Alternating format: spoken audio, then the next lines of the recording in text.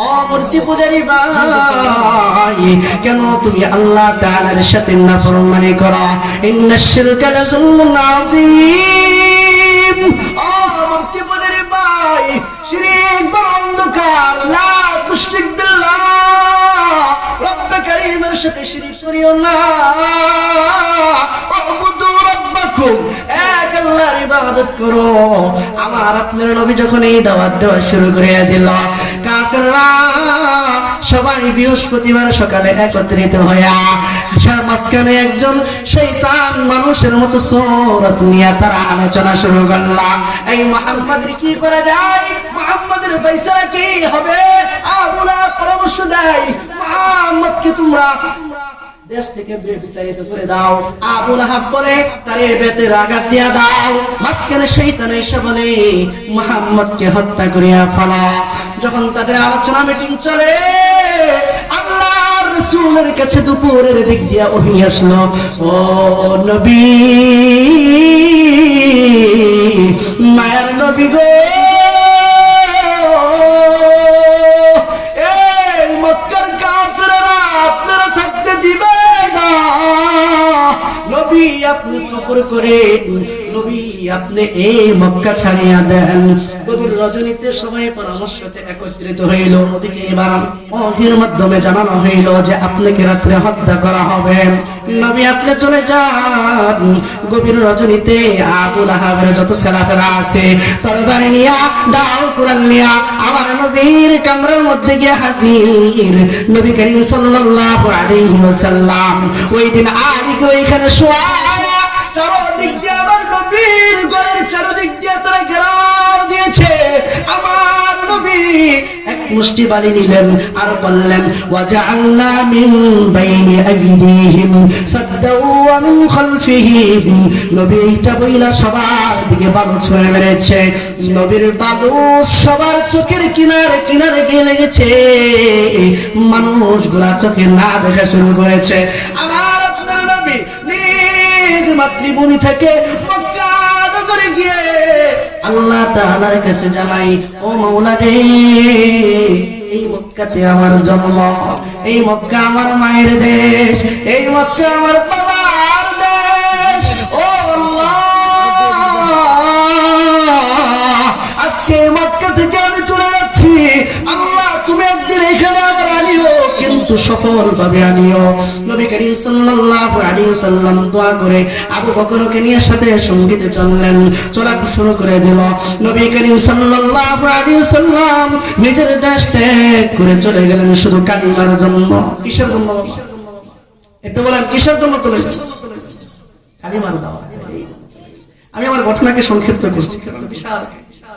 ওই নবী করিম সাল্লাল্লাহু আলাইহি ওয়াসাল্লাম কষ্ট করে, শুধু এতটুকু কষ্ট করে নাই, আম্মা জান আয়েশা রাদিয়াল্লাহু তাআলা আনহা, উনি তাবলিগাত নবী করিম সাল্লাল্লাহু আলাইহি ওয়াসাল্লামের শরীর থেকে গেঞ্জিটা খুলছে, জামাটা খোলার পর তাকায় দেখে নবী করিম সাল্লাল্লাহু আলাইহি ওয়াসাল্লামের চেহারার মধ্যে বসন, বুঝুন তো আপনারা, বসনের দাগ চেহারার মধ্যে।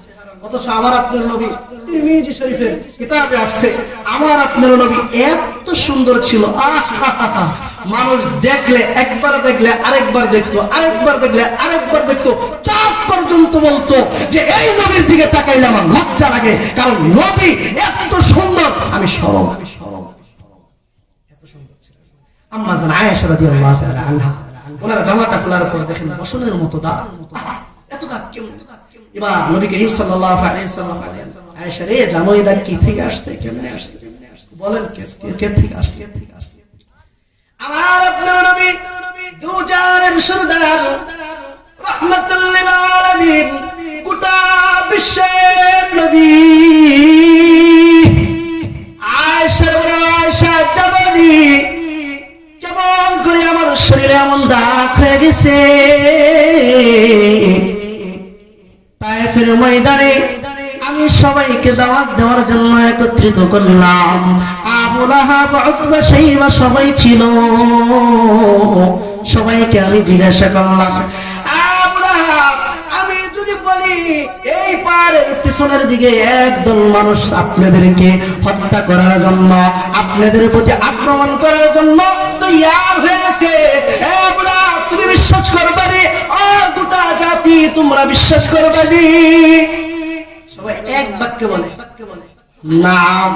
কেন বিশ্বাস করব না? বালা বিশ্বাস তো করব, অবশ্যই করব। নবী করিম সাল্লাল্লাহু আলাইহি ওয়াসাল্লাম পরে বলেন, আবু লাহাব রে শোনো শোনো, পাহাড়ের পিছনের মানুষ যদি তোমাদের প্রতি আক্রমণ করতো তাইলে তোমরা দুনিয়া থেকে মরে যাইতা। এটাই তোমাদের ক্ষতি হইতো, আর কোনো ক্ষতি হবে না। কিন্তু আমি নবী তোমাদেরকে জানাই,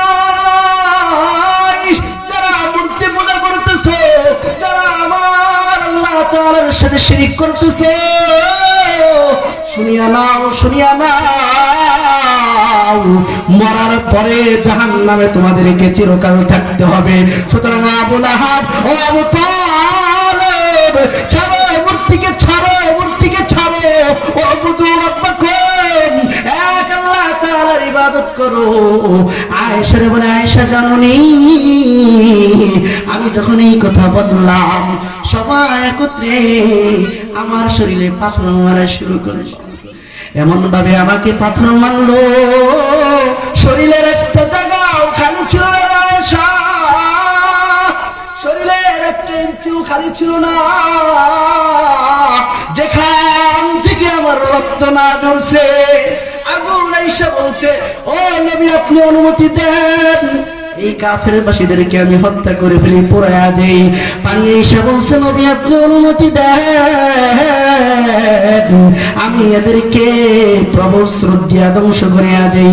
পাহাড় এসে বলছে, নবী আপনি অনুমতি দেন, চাপ দিয়া এদেরকে ধ্বংস করিয়া দেই। আল্লাহর রাসূল তখন বলেছেন, না না, নবী কেন্দ্র রহমত, শুনো পানি কেন্দ্রের মানুষ, নবীকে এত আঘাত করার পরেও নবী বললেন, না না, একটা মানুষকেও তোমরা মারবা না, এদেরকে যদি মেরে ফেলো আমি নবী দাওয়াত দেব কাকে? সুতরাং তাদেরকে রেখে দাও। এত আঘাত করেছে আমার নবী, তারপরে বলেছেন, না এদেরকে মারবা, এদেরকে মারবা না, এদের থেকেই মুসলিম। এভাবে নবী আমাদের প্রতি রহমত। চলেন এবার আম্মা জান আয়েশা রাদিয়াল্লাহু তাআলা আনহা প্রতি উত্তরে বললেন, নবী ঠিক আছে আপনাকে প্রহার করলো, তারা মানলো, বুঝলাম, তাইলে আপনি তো আল্লাহ তাআলার কাছে যা চান তাই আল্লাহ দেয়। নবীরা যা চান তা পায় না বাবা, আপনি তো আল্লাহ তাআলার কাছে যা চান, কারণ আল্লাহ তাআলা বলেছেন আপনি যা চাইবেন তাই পাবেন। আল্লাহ কেমনে বলেছেন? সূরাতুদ দুহা, আল্লাহ বলেন, ওয়াদ-দুহা, হে রাসূল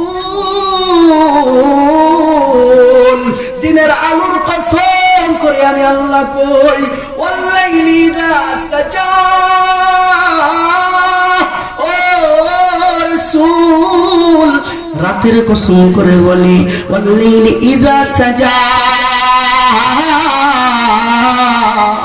রাত যখন গভীর হয় তার কসম করে বলি,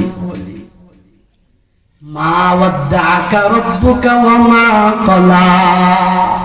নবী যে বেঈমান, যে ইহুদি, যে কাফেররা বলে যে আমি আপনাকে পরিত্যাগ করেছি, আমি আপনাকে ছেড়ে দিয়েছি, না না না বন্ধু, আপনাকে আমি ছেড়ে দেই নাই।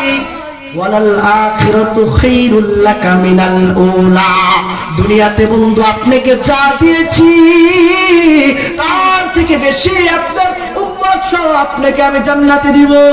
সুবহানাল্লাহ। ওয়ালা সাওফা ইউতিকা রাব্বুকা ফাতারদা, নবী আপনাকে আমি এত বেশি দিব আপনি খুশি হয়ে যাবেন। জানেননি খুশি হয়ে কি দিছে? আল্লাহ তাআলা নবীকে দিছেন, ইন্না আ'তাইনাকাল কাউসার।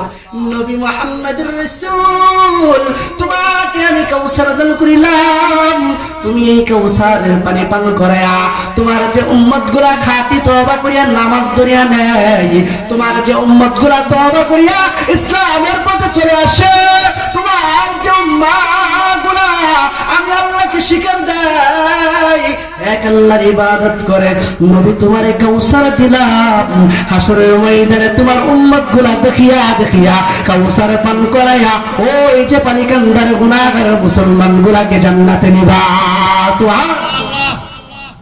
এবার আয়েশা রাদিয়াল্লাহু তাআলা আনহা বলেন, কেউ নবী আপনি যদি চান আল্লাহ তো সব দেয়, সুতরাং আপনি আল্লাহর কাছে বলেন আপনার এই শরীরের দাগগুলা মোচন করিয়া দিত। কেউ আল্লাহর কাছে ছেড়ে দিবে না? আপনি বলেন আল্লাহরে, আল্লাহ এই শরীরের দাগগুলো আপনি তো মোচন করেন। এই কথা বলার পর নবী এবার বলে, দেখেন আপনাদের প্রতি রহমত কেমন। আমি সূরাতুল আম্বিয়া 107 নম্বর আয়াতে আছি, এই আয়াতে আমার আলোচনা শেষ হয়ে যাবে, এই কথাই আমার আলোচনা শেষ। আয়েশা রাদিয়াল্লাহু তাআলা আনহাকে জানাই, আমি আমার এই শরীরের দাগগুলো মোচন করবো না, কোনো কবিরাজ ধরবো না, আল্লাহর কিছু চাইবো না। জানো কেন চাইবো না? যে আবু লাহাব আবু তালেব আমার বসছে, যে আবু জাহেল আমাকে পার করছে, এই যে দাগগুলো হইছে, এই এক একটা দাগের বিনিময়ে আল্লাহর কাছে চাইবো। কেমনে চাইবো জানি? আমার পালিগন্ডার উম্মতগুলা গুনাহ নিয়ে কবরে আসবে, আমার ফিলিস্তিনের মুসলমানগুলা গুনাহ নিয়ে কবরে আসবে। হাসরের ময়দানে আমি নবী দাঁড়িয়ে বলবো, ও আল্লাহ এই কালিমার দাওয়াত দিতে গিয়ে আমি মারি খেয়েছি, এই কালিমার দাওয়াত দিতে গিয়ে আমাকে মারা হয়েছে, এই কালিমার দাওয়াত দিতে গিয়ে নিজের দেশ ছেড়েছি, এই কালিমার দাওয়াত দিতে গিয়ে পেটের মধ্যে পাথর মেরেছি। আল্লাহ আজকে আপনি প্রতিটা দাগের বিনিময় আমার পালিগন্ডার গুনাহগার উম্মতগুলো আমার সাথে জান্নাতে দিয়ে যান। ওই নবীকে ভালোবাসবেন তো ইনশাআল্লাহ? সবাই ভালোবাসবেন তো ইনশাআল্লাহ? আল্লাহ রাব্বুল আলামিন নবীর মহব্বতকে আমাদের ভিতরে পরিপূর্ণ ঢুকানোর এবং নবীকে অনুসরণ করার পরিপূর্ণ করার তৌফিক দান করুন, আমিন।